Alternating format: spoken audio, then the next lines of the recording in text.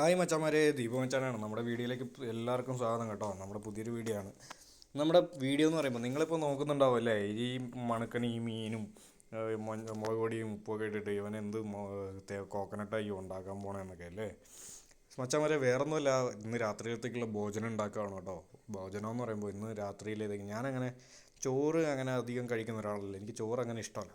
അപ്പോൾ ഇന്ന് ചപ്പാത്തി, പാക്കറ്റ് ചപ്പാത്തി വീട്ടിലിരുന്നു. അപ്പോൾ ചപ്പാത്തി എടുത്തു, അതും ചുട്ട് അതിൻ്റെ കൂടെ നല്ല അയല ഫ്രിഡ്ജിലിരിപ്പുണ്ടായിരുന്നു, അതെടുത്ത് നല്ല വൃത്തിയാക്കി മസാലയൊക്കെ പുരട്ടി, ഉപ്പും മുളക് പൊടിയും മഞ്ഞൾപ്പൊടിയും കുരുമുളകൊക്കെ ഇട്ട് പുരട്ടി മസാലയിലൊന്ന് മാരിനേറ്റ് ചെയ്ത് നേരെ എണ്ണയിലേക്ക് ഇട്ട് വറുത്ത് ആ മച്ചാന്മാരെ എന്നാ മണമാണ് വരുന്നതെന്നറിയോ. ആ വറുക്കുമ്പോഴത്തേക്ക് ഈ മീനൊക്കെ പൊരിക്കുമ്പോൾ ഒരു മണം വരും അല്ലേ.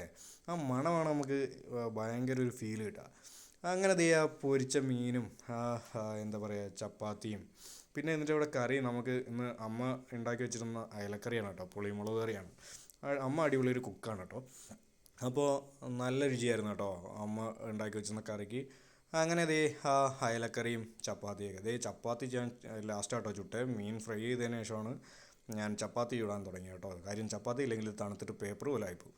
അങ്ങനെ ചപ്പാത്തിയൊക്കെ തിരിച്ചും മറിച്ചുമൊക്കെ ഇട്ട് ചപ്പാത്തിയൊക്കെ ചുട്ടെടുത്തു. നേരെ അയലയും കൂട്ടി ചപ്പാത്തിയും ആ പുളിമുളകിൻ്റെ കറിയുടെ ആ ഒരു കളറ് കണ്ടോ പൊന്നര മച്ചന്മാരെ, അടിപൊളി സാധനമായിരുന്നു കേട്ടോ.